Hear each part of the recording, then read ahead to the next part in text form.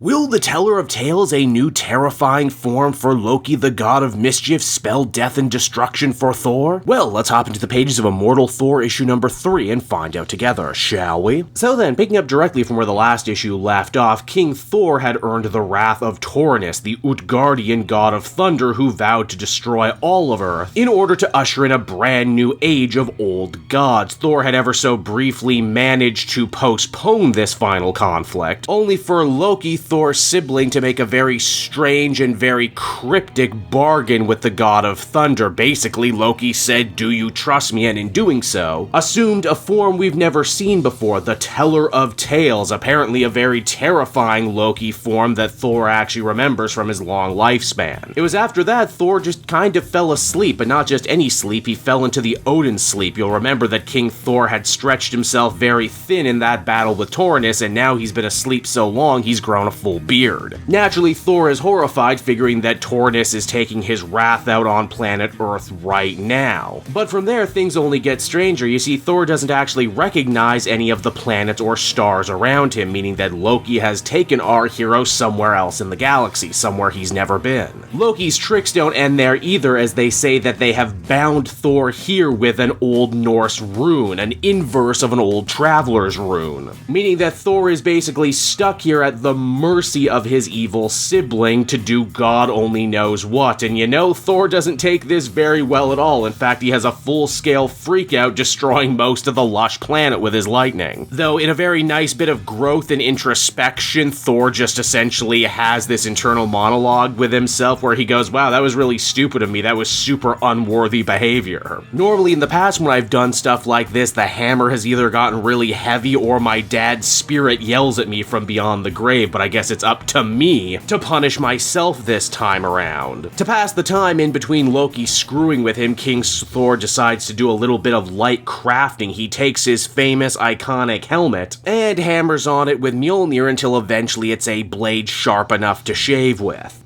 We've seen Thor the king, Thor the superhero, but we've never seen Thor the artisan before. What an interesting angle to take on him. It's at this point Thor really has to put his mind to the test and figure out what exactly it is Loki is trying to get across here right now, and at the end of the day, it is just that, a test. One that Thor can really only overcome through trial and error. He tries to cut down one of the trees in the area, then he tries to break Loki's staff, eventually fashioning everything left behind into a brand new weapon that's blunt on one side and sharp like an axe on the other. Basically, it looks like Stormbreaker from the movies. In fact, we hear a tale told by an unseen narrator, possibly Loki, but it's a little hard to tell, that in ancient times, a weapon very similar to this was thrown by a thunder god, probably Turnus, through the world, and by the time it eventually came back to him, it had changed into the Mjolnir we all know. Or at least this was the story of the Utgardian god of thunder. Again, they're mixing comic mythology with real mythology, so it's a little hard to follow. Loki ends up making one last final power play for Thor, saying that if he ever wants to leave this place, he needs to advocate the throne and advocate all of his power to Loki. It's right here that Thor truly sees through everything the Teller of Tales has been trying to do. This imprisonment on this strange world was never actually meant to hurt Thor, but only to test his mettle and to make him stronger. Thor knows this because no version of his sibling, no version of Loki anywhere would ever truly want to be king of Asgard without lying. And it's not long after coming to that realization that King Thor is finally freed from this dream realm. It seems that only minutes have actually passed since his last conversation with Loki, who once again retains their previous form. Well, a lot of that wasn't real though. The Odin sleep was very real, meaning Thor is finally powered up again and ready to take the fight to the evil Utgardians. Loki is on Thor's side naturally, but they can't do this alone. They're going to need a little extra help, and King Thor has just the idea. They're going to recruit another god of thunder, a goddess of thunder to be exact, Storm of the X-Men, who, if you've been reading the X-Men book, will know is currently embroiled in all sorts of political backstabbing and skullduggery over on Mars. Aurora's also not gonna love seeing Loki, but that's a bridge our heroes are gonna have to cross when they get to it. And so that was Immortal Thor issue number 3, everybody. A fun and creative little one-off story that maybe overstayed its welcome a little longer than I hoped it would. Don't get me wrong, I get what Al Ewing is trying to do here. Essentially trying to encapsulate what it feels like to read an old Norse myth. In fact, they make a lot of references to other world mythology analogies to the Gordian Knot, or any other classic story wherein a god or demigod has to solve a riddle or seemingly insurmountable challenge only to realize that it was actually a lot simpler than they were making it. I don't know what the point was about establishing this brand new terrifying all-powerful form for Loki in the Teller of Tales only for them to basically act like regular, more evil Loki, and then to have the story walk back the whole transformation by the end. Again, we probably haven't seen the last of this form, and I'm sure there's a lot more to learn about other times wherein Loki assumed that form and why Thor remembered it right away when he saw it, but ultimately at the end of the day I'd be lying if I said this wasn't my least favorite of the 3 stories we've gotten to read so far in this brand new run. Still not saying it's bad, just not as good as the 2 that preceded it. Overall though, I would give it a 7 out of 10. It's certainly creative and I like Al Ewing playing around with the format of what exactly a Thor story can be.